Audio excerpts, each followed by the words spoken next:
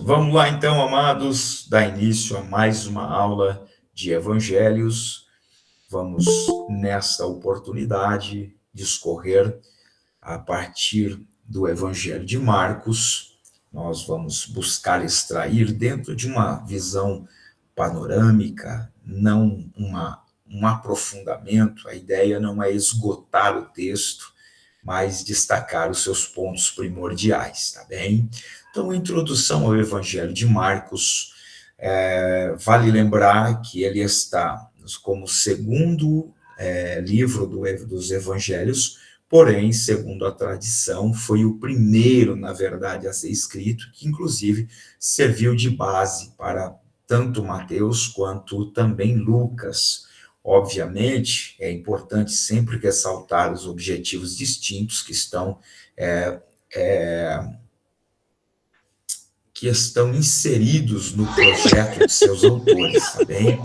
Não esqueçam disso, gente. A diferenciação do Evangelho está exatamente em compreender Daí que a mãe cada dele um está que escrevendo para responsabiliza um público, com um objetivo, cada com um uma, mano. Pelo amor de propósito Deus. Cheguei totalmente aqui, distinto. já falei, já falamos, mas ele é cínico, ele é sonso, Que entendeu? Ele escreve mete o este louco. Evangelho Aí ele chegou aqui e tratando falou pro para cara aqui os que gentios pegou pra em colocar na sala de achados e maioridade perdidos. romana, Olha, os ele é muito sonso, velho. Que romanos falou pro cara de aqui sua época, que pegou pra colocar na sala de achados e ignora, perdidos. podemos usar Olha, essa ele é expressão muito no bom sonso, velho. sentido, ele não se detém tanto em questões judaicas como Mateus o fez, uma vez que estava escrevendo para os judeus, mas ele vai ser mais sucinto nos seus escritos, tá bom?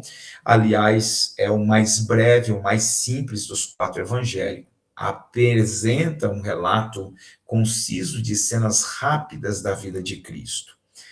Com pequenos comentários, Marcos deixa a narrativa falar por si só, porque, embora seja sucinto, mas são muito objetivos as suas exposições.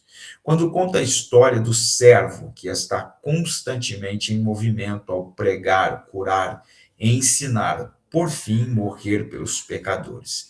Seu ministério começa com as massas, logo se restringindo aos 12 discípulos e, por fim, culmina na cruz. Ali o servo, que não veio para ser servido, mas para servir, faz o supremo sacrifício de serviçal, dando sua vida em resgate de muitos, e esse padrão de serviço altruísta se torna um modelo para aqueles que seguem os passos do servo. Não, ele é falsinho, ele é cínico, entendeu? Marcos Ele é cínico, enxerga, ele veio falar que é pôr achados e o perdidos. Senhor como Olha, eu falei, olha, servo, mano, que moleque cínico, mano. exemplo, Mas eu acho que a mãe dele por vai fazer muita coisa, não. excelência, tá bem? Pelo que eu conheço eles aqui, Autoria do Evangelho, não como vai fazer muita coisa, não. nenhum lugar Eu acho que nem de escrito castigo vai se pôr, nem uma menciona o nome puniçãozinha do assim seu vai dar. autor, trata-se Hoje pode dar, pode dar. tecnicamente de uma obra Tanto nele, que o Arthur anônima, também, se tiver entretanto, aprontado alguma coisa, não pode é dar esse bronca. o caso. Já falei pra ele, Bom, filho, aqui na escola quem manda não sou eu, não, existem filho. elementos É os extra-bíblicos, professores, a além de direção que manda em vocês. evidências Do do portão pra próprio fora é eu. texto, Portão pra dentro é suficientes eles. para Já confirmar deixei que bem claro pra Marcos, eles. ou João Marcos, como era conhecido, é o autor, tá bem? O primeiro nome dele é hebraico e o segundo romano. Quem é esse Marcos ou João Marcos? Tudo indica ser o mesmo sobrinho de Barnabé que nós vamos encontrar nos relatos escriturísticos lá de Atos, as viagens missionárias, aquele que retrocedeu, tá? Na primeira obra missionária, causando inclusive um certo desconforto com o apóstolo Paulo. Colossenses 4:10 fala um pouco sobre ele. Ele é de família levita, tudo indica. E mais do que isso, Marcos acompanhou, aqui é um destaque na apostila de vocês, que ele é o mesmo que acompanhou Paulo e Barnabé na primeira viagem missionária. Quando chegou em território de bárbaros, parece isso ter mexido com seu psicológico, ele retrocede, não dando sequência à obra, o que causou irritação e até mesmo decepção no apóstolo Paulo, de maneira que ele não permitiu que ele fosse na segunda viagem missionária. Isso não causou uma restrição só ao João Marcos, mas também gerou uma separação entre Paulo e Barnabé. Agora, Paulo, Silas e outros que serão agregados irão para um determinado lugar, e Barnabé, junto com João Marcos, irão para outro, tá bem? Então, devido a isso, Marcos e Barnabé, eles vão para Chipre, né? E sem a companhia do apóstolo Paulo, isso está em Atos 15, 36, né? Porém, queridos, isso não significa que houve uma ruptura relacional, tá bem? Paulo não queria que Marcos fosse, mas não quer dizer que Paulo não tivesse nenhum tipo de aceitação com Marcos. Mais adiante, Colossenses 4:10 vai mostrar isso para nós, né? Mostrando que quando Paulo está na prisão, Marcos vai lá ter com ele, inclusive em Filemão, verso 14, vai ser citado Marcos como um de seus colaboradores, e inclusive o apóstolo Paulo, quando escreve a segunda carta a Timóteo, pede ajuda a ele também antes de partir. Marcos foi também companheiro de Pedro, e aliás, gente,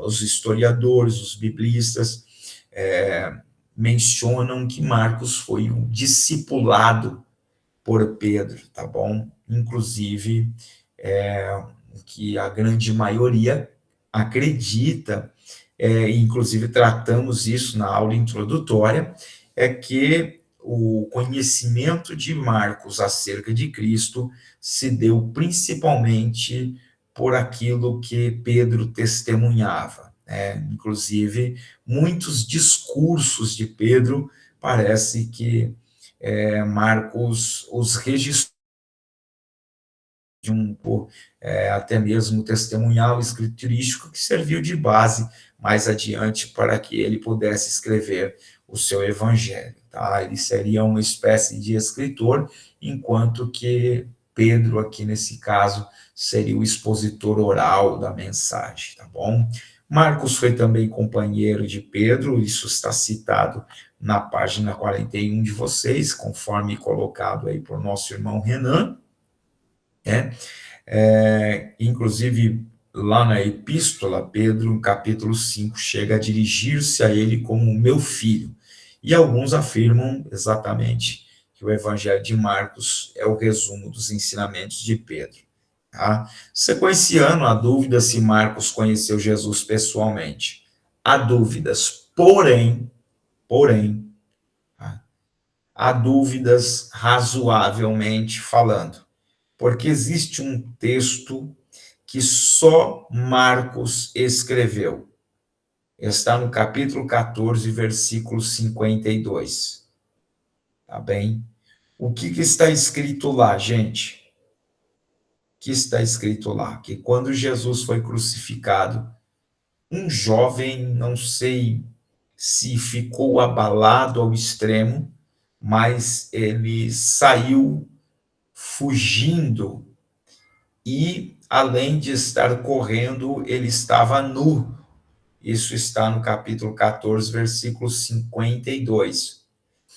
E aí, uma grande maioria de biblistas acredita que esse jovem aqui é João Marcos, tá? Porque só ele escreveu sobre isso. Então, curiosamente, se só ele conheceu essa questão, é estranho que, se é um fato relevante, outros não escrevessem, tá bom? Então, existe também a hipótese de que tenha sido na casa da mãe de João Marcos, em Jerusalém, que Jesus celebrou a última ceia, tá? Já que era um local de oração e acolhida, pois foi para esta casa que Pedro se dirigiu ao ser libertado da prisão, em Atos capítulo 12. João Marcos é filho da irmã Maria, que é proprietária do imóvel, que parece ser um encontro de vasos, viu? Lá, irmãos, lá, os irmãos se debruçavam diante de Deus e Deus os visitava poderosamente. A maioria dos estudiosos concorda que a tradição eclesiástica mais antiga, no tocante à autoria do Evangelho de Marcos, é aquela mencionada por Papias, bispo de Hierápolis, cerca de 140 anos depois de Cristo. Além de Papias e de Eusébio, podemos citar outros importantes nomes da patrística, defensores da autoria de Marcos, como Irineu, bispo de Lyon, Clemente de Alexandria, Orígenes. Existe ainda o relato de Jerônimo, Justino Mártir, Tertuliano, que defende a autoria de Marcos, tá bem? Então, acredito que, assim, pouquíssimos aqueles que tentam, de alguma forma, negar essa questão, quase que a totalidade tem muita tranquilidade em nomear Marcos como o autor. Tá? Inclusive, nós dizemos que há evidências internas nos escritos que indicam, apontam para Marcos. Além desse fato do jovem nu, as evidências do próprio texto estão de acordo com o testemunho histórico da igreja primitiva. O autor demonstra grande conhecimento da região da Palestina, em particular a cidade de Jerusalém, capítulo 11, versículo 11, Betfagé, ou Betânia e Monte das Oliveiras, tá? Também conhece o aramaico, a língua da Palestina, como indica o uso que faz delas no capítulo 5, versículo 41, naquele episódio da menina Talita Cumi, e também a filha de Jairo, né? Talita Cumi, e o capítulo 7, 34, usa a expressão também Efatá, bem como também a evidência da influência do aramaico no seu grego, pela familiaridade com que se refere a costumes dos judeus. O autor revela conhecer muito bem o povo e as instituições judaicas, sábados e sinagoga, coletoria, escribas, fariseus e publicanos. Então, todas essas características apontam um judeu da Palestina como autor deste evangelho. E, de acordo com Atos 12, 12, Marcos se encaixava bem nessa descrição, pois morava em Jerusalém. Portanto, muito embora os críticos modernos levantem suspeitas acerca da autoria de Marcos, não há por que duvidar a veracidade das tradições antigas e dos testemunhos feitos pelos pais da igreja. Então, é improvável que Marcos era apenas um secretário ou um amanuense de Pedro. Muito embora não fosse um dos 12 discípulos, patente aqui que Marcos possuía conhecimento dos fatos narrados. Conclui-se, portanto, que Marcos não escreveu seu evangelho apenas como um trabalho fruto do ditado de Pedro, mas também empresta o seu estilo e sua própria narrativa ao texto. É óbvio, queridos, que se ele foi formado por Pedro, boa parte do conhecimento, do conteúdo, é exatamente adquirido por intermédio de Pedro. Porém, é inegável que ele também empregou o seu estilo para poder compor esse evangelho. E aí, voltando à ideia do destinatário, para quem ele está escrevendo? Os estudiosos têm uma convicção por todo o contexto que Marcos aí aceita, inclusive, que esse evangelho está sendo elaborado exatamente para Roma.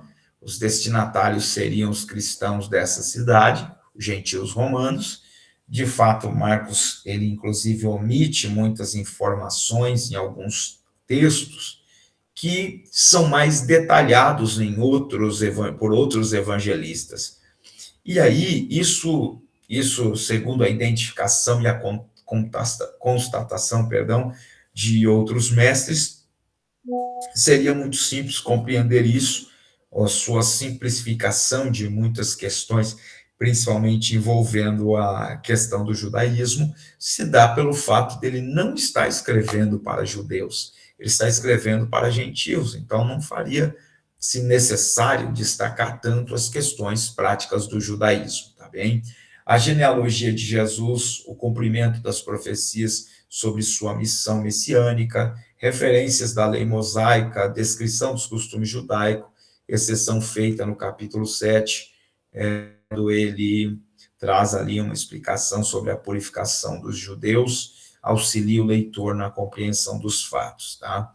Então, o texto de Marcos é repleto de palavras e expressão que demonstram que seu público-alvo não era da Palestina, tá? Até porque ele usa várias palavras em latim, preocupa-se em explicar e não apenas citar os textos, como já foi dito acima, e, além disso, ele vai mostrar determinados costumes e instituições judaicas ali, questões do judaísmo, além de traduzir palavras do aramaico, que era a língua utilizada na região palestina, tá? Então, nós vamos ver aqui alguns termos do latinismo, outros termos do judaísmo, outros termos do aramaísmos, tá? São termos em aramaico. Por quê? Seu texto utiliza um estilo mais voltado à mentalidade romana, que não gostava de abstrações nem fantasia literária, eles gostavam de coisas mais objetivas. Por isso, Marcos está propondo um evangelho, um escrito mais objetivo, que se encaixa com as características do seu público, tá bem? Aliás, falamos muito sobre essa questão do expositor da palavra ter a capacidade de compreender o público que ele tem, não usar uma linguagem que seu público não compreende, ser prático, tá bem? Não se trata de demonstrar conhecimento, se trata de transmitir a mensagem, e é importante que quem está sentado te ouvindo compreenda com muito, mas com muita simplicidade, com muita abrangência aquilo que você está falando, tá? Então, tem público que não dá para você ficar usando palavras muito cultas se ele não tiver compreensão. Existe já um público que, em determinados lugares, que você tem um auditório mais intelectual. Então, neste caso, é importante você usar uma linguagem mais científica, mais intelectual, para que desperte o interesse daqueles que te ouvem. Então, essa leitura João Marcos tem. Então, ele não vai tratar com o romano dentro das especificidades do judaísmo. Ele vai tratar dentro de uma linguagem que os romanos, os gentios, compreendam muito bem. Então, Marcos não apresenta a genealogia de Jesus. Russell Shedd diz o seguinte sobre isso: os romanos interessavam-se mais em poder do que em descendência.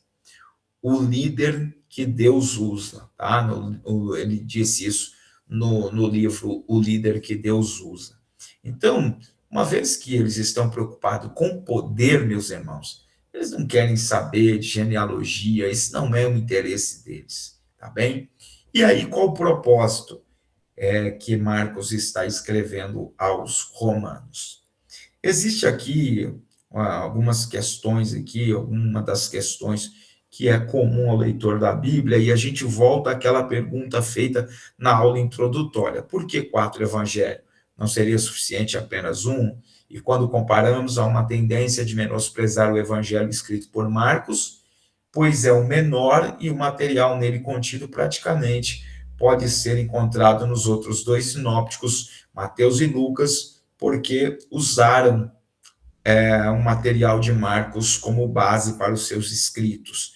Tá bem? Óbvio que desenvolveram, ampliaram e colocaram as suas especificações, até mesmo por causa do objetivo com que estavam escrevendo. Mas uma das razões aqui sobre isso é que os evangelistas tinham motivo e razões distintas, peculiares para escrever. Como eu disse anteriormente, Marcos é levado a organizar e fazer circular o seu evangelho, tá bom? Essas razões aqui nós vamos encontrar dentro das próprias características de Marcos, e até se lembrando de Mateus, todos eles têm o seu motivo e o seu objetivo. Clemente de Alexandria, aliás, propõe um relato aos ouvintes de Pedro, romanos, que não interromperam os apelos até o convencer, para lhes deixar um registro escrito do ensino que lhes fora dado verbalmente de Pedro. Então, essa ideia aqui de Clemente de Alexandrina, ele propõe aqui um pensamento, tá? E ele dá o relato a respeito dos ouvintes de Pedro, né? Que são aqui, nesse caso, os romanos, que vão, então, ouvir os relatos.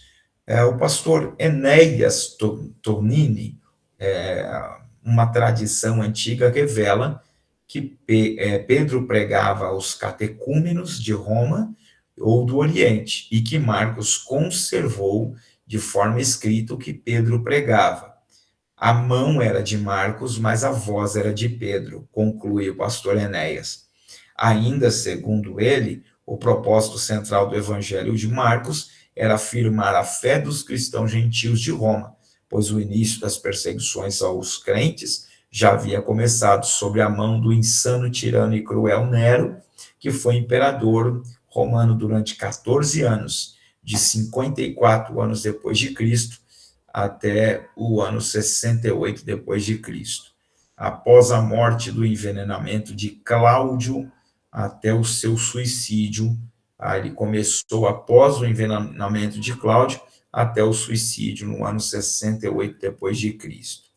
Então, lembre que eu disse no início da aula acerca disso, sobre a exposição oral de Pedro e os escritos de João Marcos. Tá? A base do seu conhecimento é totalmente pautada nos ensinamentos de Pedro e em suas mensagens, tá bem? Então, Marcos queria encorajar os crentes sofredores e, para tanto, revela a pessoa de Jesus como o servo sofredor. Na visão do evangelista Marcos, Jesus é o servo sofredor. Inclusive, a base do discurso de Isaías 53, tá? Que veio para servir, morrer, ressuscitar com a finalidade de salvar o mundo, inclusive romanos e judeus. Enéas Tonini, em obra citada, declara que Marcos pretendia consolar os soldados da cruz, assim como Jesus sofreu por nós. Também precisamos dar testemunho corajoso acerca dele, mesmo que tenhamos que pagar isto com a própria vida. Tá? O livro é Geografia da Terra Santa e das Terras Bíblicas, de Enéas Tonini. Quanto à data, variam as opiniões, tá? Está aí dentro desse contexto, 35 anos entre 40 anos depois de Cristo a 75 depois de Cristo, tá? Lembrando a vocês que na apostila essa abordagem e exposição A.D é Anno Domini, tá bom? Isso é muito comum no escrito latino, tá? O Anno Domini seria o mesmo que o ano do Senhor, tá bem? Não é o mesmo que depois de Cristo. Marcos é agora aceito quase universalmente como o mais antigo dos 4 evangelhos. Eu já disse isso para vocês anteriormente, tá bom? E aí, dentro deste conceito, nós temos aí essas datas possivelmente referenciadas como sendo as datas, tá? Dr. Vincent Taylor, estudioso metodista e teólogo bíblico, diretor da Wesley College, ele apoia a data de 65 a 67 anos antes de Cristo, que para ele seria a data mais aproximada em que foi escrito. Ele considera precárias as teorias de uma data mais antiga.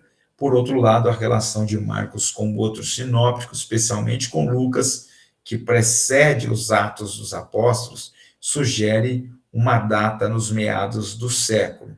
Uma data, então, irmãos, que estaria mais próxima do que foi registrado, sugere aí os meados do século, entre 50 a 55 anos depois de Cristo, nos daria uma posição aí entre os dois extremos. Nem é lá, como sugerido por alguns, entre 40 e 75, e nem está lá entre 65 e 57, então aí ficaríamos no meio do caminho pelas referências e apoio de uma grande maioria.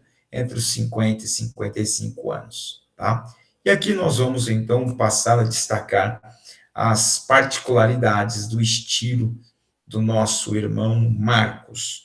Primeiramente, é unânime a posição de que dos evangelhos é aquele que tem o grego mais simples, tá bom? É o mais simples, usa-se a expressão inferior, tá bom? É óbvio que todos têm conhecimento do grego koiné, porque ele é fruto do helenismo, né? A conversão dos súditos de Alexandre, a imposição, melhor dizendo, ao dialeto grego como norma, como idioma oficial, e isso faz com que todos tenham acesso a esse idioma. Isso aqui contribuiu muito para a pregação do evangelho, tá, irmãos? Porque eles não tinham aqui um desafio de traduzir a mensagem para poder alcançar aqueles que eles gostariam de evangelizar, como é o desafio hoje. Existem dialetos em que ainda não tem uma Bíblia, mas aqui, pelo helenismo, todos os lugares praticamente do mundo conheciam, tinham noções, falavam o grego, tá? Mesmo que alguns não tivessem um domínio riquíssimo no grego, mas tinham um conhecimento básico, e isso fazia com que o evangelho pudesse ser pregado a todos, tá? Logo, fica claro que o Marcos não é um especialista do grego, tá bom? Mas escreveu dentro de uma forma compreensiva. Mesmo faltando aí o polimento do grego a Marcos, ele conseguiu escrever aos seus leitores com muita... de forma que alcançasse o seu objetivo. Óbvio que a nós não é perceptível isso, porque a Bíblia para nós está traduzido no português e até alguns hipotéticos deslizes não ficam claros para nós, porque os tradutores já colocaram os textos dentro do seu contexto original, tá? Ou até mesmo interpretaram, podemos dizer, complementaram pensamentos aqui que tinham uma certa falha, podemos assim dizer. Um exemplo que é citado aqui na página de número 48 de vocês é o uso excessivo da conjunção grega kai, que traduzida no português é o mesmo que e. O texto original aparece a palavra cai 45 vezes. Tá? Em 45 versículos aparece. 35 versos começam com cai. Apenas os versos 1, 2, 3, 4, 8, 14, 24, 30, 32 e 45 desses capítulos aí de 1 a 35, capítulo 1, não começam com a conjunção cai. E aí vai mostrando no original para nós todas essas questões. Russell Champlin, e aqui Russell Champlin é o comentarista, tá? Daquela obra, aquele comentário, não sei se algum de vocês tem esse comentário, mas por muito tempo foi um dos comentários mais referenciados com relação ao conhecimento geográfico, cultural, científico. Hoje já existe um material que ele é mais, não vou dizer completo, mas é mais apreciável e talvez até mais atual. Mas Champlin, por muito tempo, foi uma obra que despertou o interesse de muita gente. Eu mesmo demorei muito para poder comprar um Champlin, porque era muito caro. E aí eu comprei e hoje já tenho uma outra obra, tanto é que esses tempos eu até cheguei a pensar em vender o Champlin, porque a outra obra, o custo dela é 10 vezes mais o Champlin. Então, como estou investindo para montá-la, eu cheguei até oferecer. Ninguém se interessou. Eu deixei para lá e deixei ela quietinha por aí. Então, Champlin aponta que Marcos utiliza-se de cerca de 1.270 vocábulos, dos quais apenas 80 são peculiares. Então, isso demonstra que ele empregou um vocábulo extremamente comum, tá? Simples, usou palavras simples, querendo simplesmente ser compreendido, tá bom? A ideia aqui é mostrar que ele não era um exímio especialista no grego, mas isso não foi impeditivo para que ele pudesse ser compreendido e até mesmo escrever esta obra fascinante aos romanos. Tá? Então, o Novo Testamento é traduzido no texto diretamente, aqui imediatamente, logo, porque, irmãos, nós vamos notar que a palavra, o estilo de escrito de Marcos é uma obra, mesmo com suas limitações, ela é vibrante, ela é emotiva, ela denota ação, tá? O estilo, uma narração vívida, que ele está sempre apresentando dinamismo.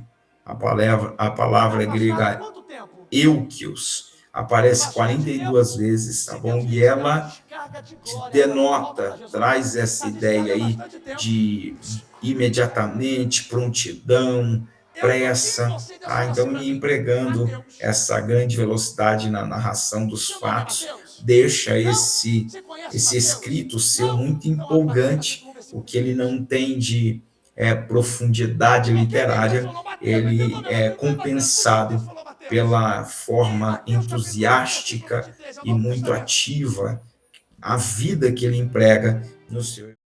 Então, no grego, o tempo verbal, o presente, aparece 151 vezes, retratando aí ação e desenvolvimento, tá, nos acontecimentos. Isso torna essa obra cheia de emoção, porque ninguém registrou mais as reações pessoais do que Marcos. Isso é próprio, característico de sua obra. Ele, então, muitas vezes vai demonstrar aqui o destacar os sentimentos, as emoções dos ouvintes. Ele vai trazer esta então, em algum momento, ele vai dizer que eles ficaram admirados. Em outro momento, vai dizer que eles estavam com medo, eram medrosos. Em outro, aterrorizados. Havia perplexidade. Em outro, espanto. Em outro, amargamente hostis. E aí vai daí por diante mais de 22 referências em que ele propõe abre a boca para a glória, porque o anjo do Senhor está na terra dos viventes. Do público que acompanhava e ouvia. Acredite quem quiser, Deus falou comigo, Leonardo, por causa desse culto, 7 terreiros acaba de fechar. As ações, os sentimentos. Estava olhando ao redor, olhando com indignação, tomou a mão da menina, admirou-se da incredulidade deles, meteu-lhes os dedos nos ouvidos, tocou-lhe a língua. Jesus tocou no íntimo do seu espírito um gemido, tomou o cego pela mão, cuspindo-lhe os olhos. Então, é aquele que detalha muitas questões em momentos miraculosos de Cristo. Tá? É fascinante, é uma obra admirável, tá bem, irmãos? Então, note que Marcos dá ênfase total à ação, colocando os ensinamentos de Jesus em segundo plano, não no sentido de inferiorizar, mas no sentido de propor vida em todos os relatos e usar, obviamente, uma forma de elocução que fosse compreendida e muito bem identificada com o seu público. Então, note que ele vai ali destacar 70 parábolas, ou alocuções parabólicas. Marcos apresenta aí apenas 18. Quando olhamos para os evangelhos, existe aí automaticamente cerca de 70 parábolas. Marcos vai registrar 18. Algumas delas, ele fala só 2, 3 frases e não aprofunda muito. Mas ele vai dar mais ênfase aos milagres do que qualquer outro evangelho. Ele, aliás, dos 20 dos 40 milagres registrados nos sinópticos, entre Mateus, Marcos e Lucas, dos 40 milagres, metade deles estão no evangelho de Marcos. Tá? Ele narra 20 milagres, utilizando-se de 53 páginas do texto grego. Lucas narra a mesma quantidade de milagres, utilizando-se 93 páginas do texto grego. E o dinamismo e a ação do relato de Marcos é notório e evidente aqui. Tá? Ainda queria destacar para vocês as referências das escrituras hebraicas, a relação de Marcos com o hebraico. Olha, embora pareça que ele teria escrito primariamente para os romanos, esse registro contém, assim mesmo, algumas citações do hebraico. Mostra que a obra de João, o batizador, era cumprimento de Isaías 40. Então, ao explicar alguns fatores, ele vai se utilizar dos escritos hebraicos. Né? Encontra-se outros relatos aqui. Jesus cita aqui escrituras hebraicas. Então, nós vamos notar aqui, ele usa a expressão honrar a Deus apenas com os lábios, honrar os pais. Todos os textos estão na página 50, tá, irmãos? Não citarei, mas vocês podem ter acesso a todos esses escritos na página 50. A criação do homem e da mulher, a instituição do matrimônio, diversos mandamentos, os comentários de Jesus a respeito do templo, sua declaração a respeito de ser rejeitado, as palavras de Deus a Moisés junto à sarça ardente, o espinheiro, os 2 grandes mandamentos sobre o amor, e todos estes assuntos ele está em conexão com o original, tá bom? E os textos estão aqui na página 50 e 51 da apostila de vocês. Vocês poderão estar acompanhando isso e até fazendo comparativos entre estas profecias mencionadas por Marcos. Ele também fala sobre as palavras proféticas de Deus ao Senhor de Davi, sobre a subjugação dos adversários, a dispersão dos discípulos de Jesus, a declaração de Jesus de ser abandonado por Deus, suas instruções a um leproso curado, a sua declaração profética a respeito da coisa repugnante que causa desolação. Por fim, irmãos, as referências às escrituras hebraicas neste evangelho ilustram amplamente que Jesus Cristo tinha confiança nelas e usava essas escrituras no seu ministério. Este evangelho fornece também a base para se conhecer melhor o Filho do Homem, que veio não para lhe que se ministrasse, mas para ministrar e dar a sua alma como resgate e em troca de muitos, tá bem? Isso aqui é fascinante, todos os relatos. Além do que, nós vamos encontrar a divindade e a humanidade de Cristo nos relatos, tá bom? Essa união entre Jesus homem e Jesus Deus é chamado teologicamente de união hipostática, totalmente Deus e totalmente homem, ou podemos dizer, Jesus é 100% Deus e 100% homem, tá? E João vai cobrir isso, Marcos vai cobrir essa questão, registrando aí nos seus escritos claramente a posição de Cristo como homem e também como Deus. Ele, aliás, inicia ali o seu evangelho dizendo, ele é o Filho de Deus.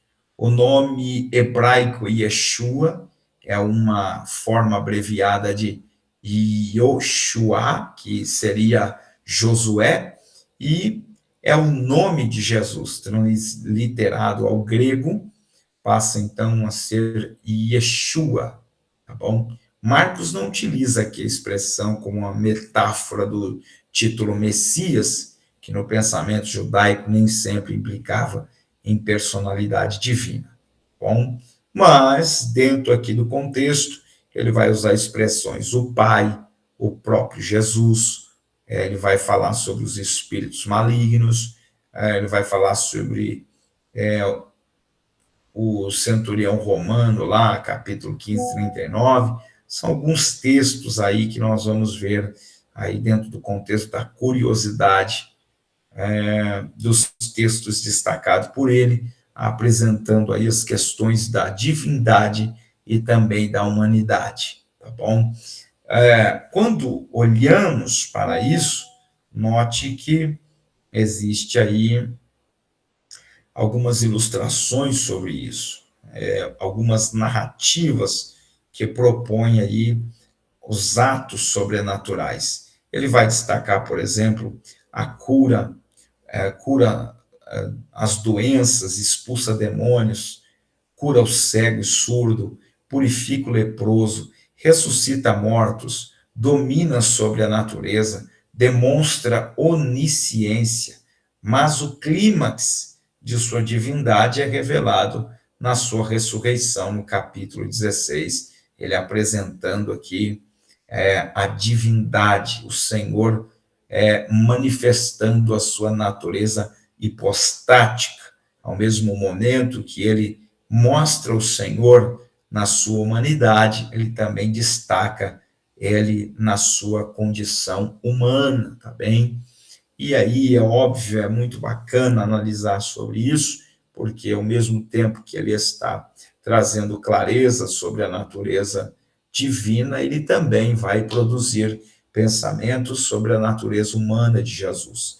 Ele usa expressões como o filho do homem, ele come, bebe, ele tem fome, ele toca e se deixa tocar por pessoas, fica angustiado, indignado, fica exausto, tem ofício, tem mãe, irmãos e irmãs, seu conhecimento é limitado, tem um corpo, espírito humano, e até mesmo ele morre dentro da perspectiva e a natureza humana, tá bem? Nas exposições de Marcos, ele mostra o lado humano e também o lado divino de Jesus Cristo, com muita propriedade aos seus ouvintes, tá bem? Então, Marcos, assim sendo, destaca aqui as duas naturezas, humana e divina, e mostrando que elas estão em perfeita harmonia em todo o ministério e a vida de Cristo. O objetivo de Marcos é que seus leitores possam crer neste Jesus, que é ao mesmo tempo filho do homem e filho de Deus, como seu Salvador e Senhor. Amém, meus irmãos? Aqui nós concluímos o Evangelho de Marcos. Vocês gostariam de falar algo? Tem alguma questão que a vocês não ficou muito clara? Gostariam de fazer alguma abordagem sobre este Evangelho?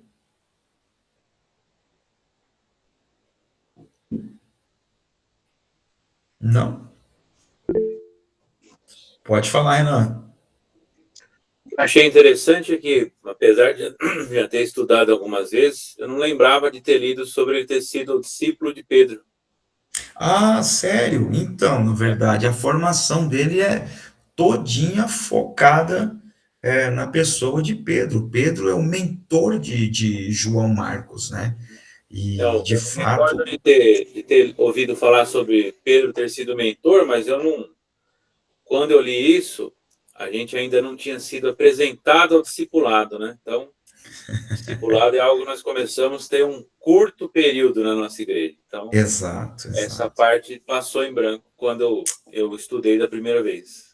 Fantástico, mas de fato é algo bem relevante e é notório que Pedro teve grande influência, as mensagens pregadas gente, note isso, não é só a questão, olha, presta atenção, João Marcos não andou com Jesus, ok?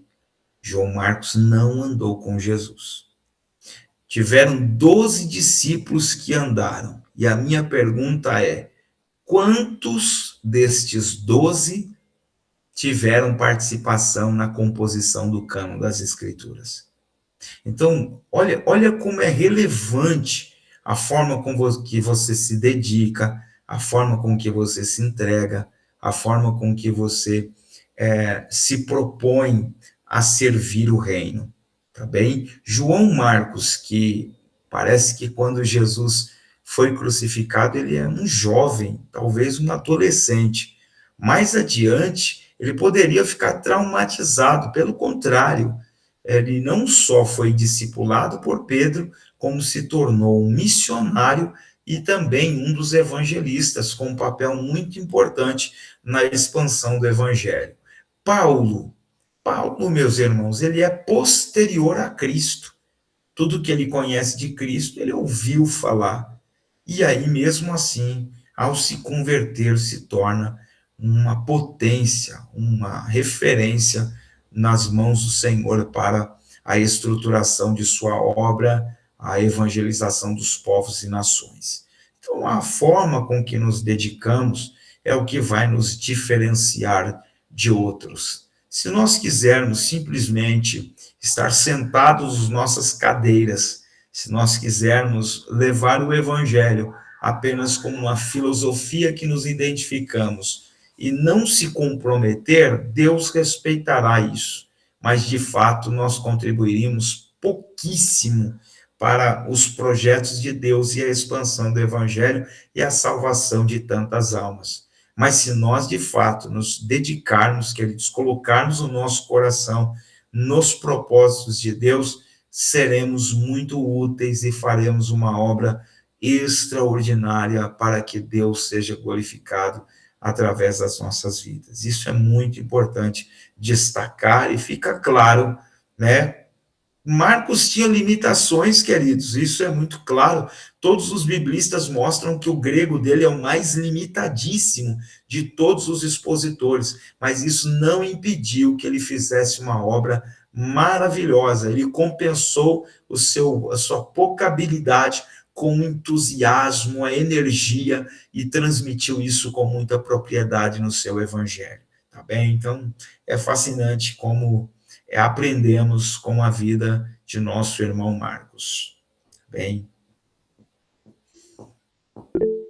muito bem, pastor Wellington, diga, meu amado.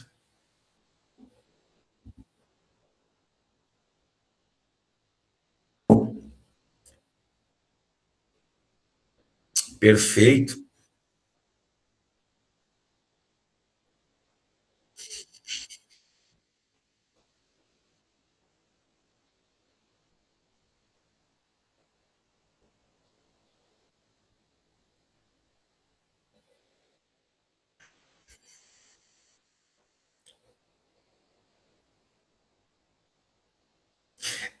Na verdade, Barnabé, tudo indica, era tio de João Marcos, né? Acompanhava a formação, acompanhava de perto, sabia quem era João Marcos. Em contrapartida, eu não critico Paulo, tá bom? Não critico. Entendo, sim, que provavelmente Paulo está fazendo aquilo ali, provavelmente por um projeto de Deus. Pode ser, sim, que para onde ele está indo, João Marcos ainda não estava pronto e Barnabé está tentando insistir, dar a oportunidade para João Marcos. Mas a questão é o seguinte: há lugares, meu irmão, todos nós podemos fazer a obra do Senhor, ok? Porém, nós precisamos compreender o grau de nossa experiência, da nossa formação. Eu não posso te abrir espaço na obra de Deus apenas pelo seu desejo e pelo seu entusiasmo. Então, eu preciso que esse processo de desenvolvimento tem que ser tratado, assistido e acompanhado. É isso que Barnabé está tentando fazer. Só que ele já está tentando lançar Marcos dentro de um campo e uma exigência muito grande, muito grande. Então, note que o que Paulo está fazendo talvez seja até com o intuito de poupar, entendendo que João Marcos ainda não está pronto. E Barnabé, talvez pelo vínculo parental, e aqui eu chamo a atenção, gente, não pode haver nepotismo na obra de Deus, não podemos olhar para vínculos parentais.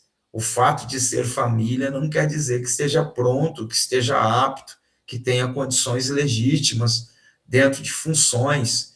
Quando nós vamos nomear alguém, não podemos olhar para vínculos parentais. Precisamos entender, sim, se há aptidão, se há prontidão, se há capacidade de exercício. O que também não quer dizer se, porque é familiar, não possa participar, ok? Entendam o que eu estou dizendo.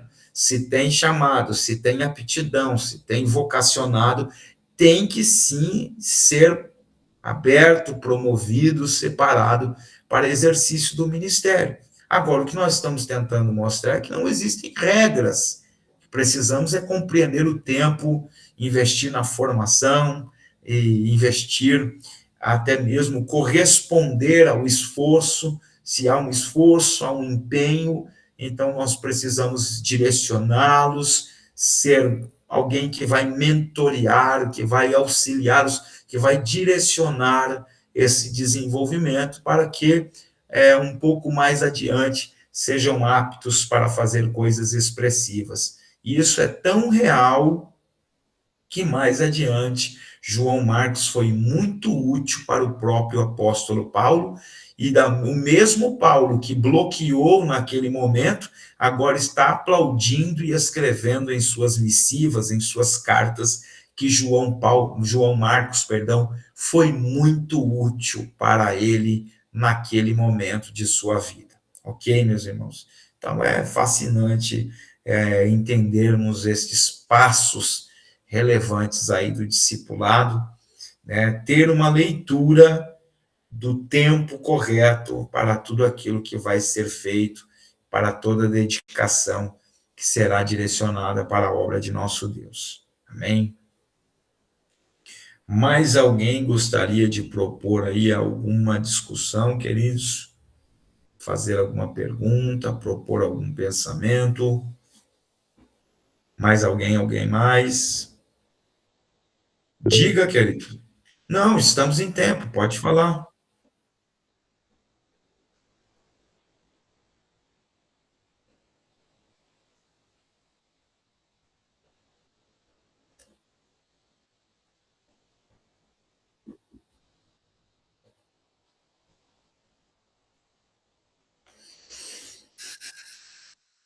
Certo.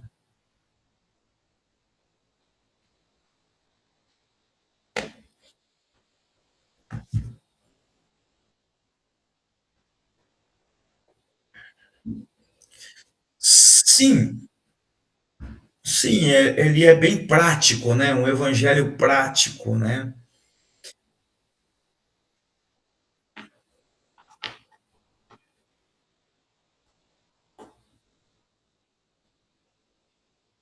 Sim.